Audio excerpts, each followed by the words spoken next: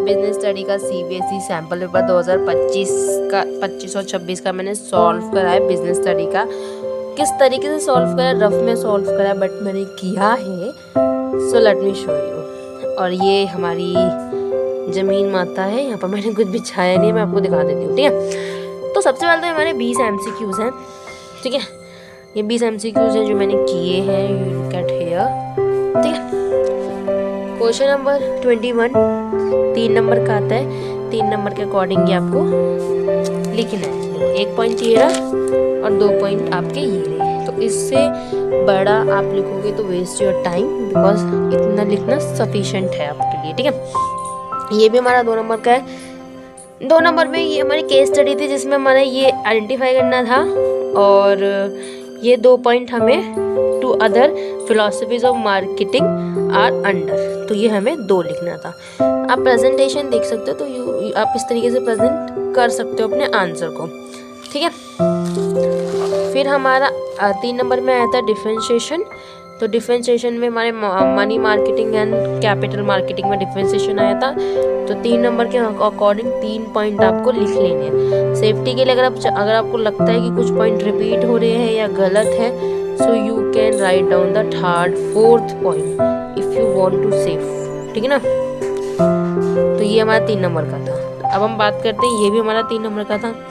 ये हमारी case study थी, मिडिल लेवल मैनेजमेंट था, और इसमें हमें हल्का सा एक्सप्लेन करना था, तो एक्सप्लेनेशन के साथ ये दे दिया, ठीक है। फिर हमारा आई थिंक 25 भी 3 नंबर का ही था। तो ये तो है, the following function of marketing are explain under. Case study थी ये 3 नंबर की, तो 3 नंबर के अकॉर्डिंग, ठीक है। 3 नंबर की थी, 4 नंबर की थी, मैं देख के आपको बताती हूँ। तो आई थिंक ये 3 नंबर की थी, तो ये केस स्टडी बेस्ड थी, नहीं ये डायरेक्ट क्वेश्चन था। नहीं, ये 4 नंबर का क्वेश्चन है, 2 नंबर का ये, 2 नंबर का ये।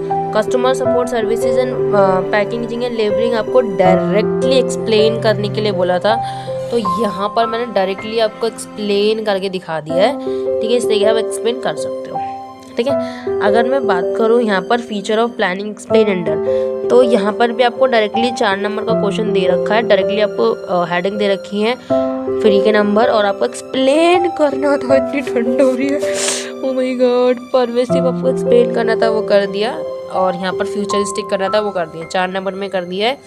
then अगर हम इसकी बात करें, ये क्या है हमारा 27, ये भी हमारा 4 नंबर का ही है। तो 4 नंबर में 27 वाला question, the features of business environment highlighted the above are under. ये केस स्टडी था, तो हमें यहाँ पर आइडेंटिफाई करना था, एक आइडेंटिफाई करना था और 2 अपने आप से लिखने थे इससे अलग, ठीक है ना। तो ये यहाँ पर मैंने ये कर दिया, ठीक है। अगर मैं वहीं पर ये भी एक अपने आप से लिखना था, ठीक है, तो वो मैंने कर दिया। 28 की बात करूँ तो 28 में हमें इंपॉर्टेंस बतानी थी कंट्रोलिंग की, डायरेक्ट क्वेश्चन था, तो आपको इंपॉर्टेंट कंट्रोलिंग की बतानी थी। 4 नंबर के क्वेश्चन में आप 4 पॉइंट लिखोगे, इनफ है, 4 पॉइंट इनफ है, ठीक है। क्वेश्चन नंबर 29 की अगर मैं बात करूँ तो टेक्निक बतानी थी साइंटिफिक मैनेजमेंट, जो हमें केस स्टडी में दे रखी थी। तो आप पढ़ोगे तो आपको पता चलेगा जो टेक्निक थी वो आपकी फंक्शनल फोरमैनशिप थी, ठीक है। तो सबसे पहले तो उसको एक्सप्लेन कर देना है। अगर आप चाहो तो कुछ इंपॉर्टेंट आप लाइन भी अंडरलाइन कर सकते हो, जैसे कि the first techniques of scientific management discuss above are the functional foremanship which Taylor suggest that the factory must be divided into 2 departmental. First is a functional departmental, मतलब planning departmental, and other is a functional departmental. Is the reduce क्या करती है, ये burden reduce करती है, और ये overload भी रिड्यूस करती है। तो ये इस तरीके से आप अपना की पॉइंट कर सकते हो। 4 नंबर के अकॉर्डिंग बहुत छोटा था, तो आप डायग्राम भी बना सकते हो, तो 4 नंबर के अकॉर्डिंग लग रहा है, ठीक है।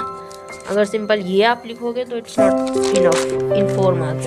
ये भी आपका 4 नंबर का केस स्टडी थी, आपको बोल रखा था कि आपको कुछ केस स्टडी में ऊपर आपको कुछ पॉइंट हैं सिलेक्शन प्रोसेस के दे रखे हैं, और जो एक्सप्लेन नहीं कर रखे थे, जो एक्सप्लेन नहीं कर रखे हैं वो आपको, मतलब रिमेनिंग स्टेप्स आपको बताने हैं। The remaining step that a mister बजी must be undertake in the order to ensure the under. तो ये आपको ये नहीं आपको बता रखे थे, वो आपको एक्सप्लेन करने थे। 4 नंबर का क्वेश्चन है ये पूरा 4 नंबर का क्वेश्चन है, ठीक है। 31 की अगर हम बात करें, यहाँ पर हमें बताना था वर्किंग कैपिटल रिक्वायर्ड, मतलब केस स्टडी था और केस स्टडी में आपको वर्किंग कैपिटल रिक्वायरमेंट ढूंढकर आपको एक्सप्लेन करना था और उसके कुछ फैक्टर भी आपको एक्सप्लेन मतलब ढूंढ रहे थे केस स्टडीज़ में से और वो आपको लिखना था। तो मेरी सजेशन ये है कि अगर आपको थोड़ी परेशानी है ढूंढने में तो आप अपनी मर्ज़ी से लिख कर आ जाओ, कोई एक आध तुक्का लग जाता है, ठीक है। अगर मैं बात करूँ 32 की, 6 नंबर का क्वेश्चन था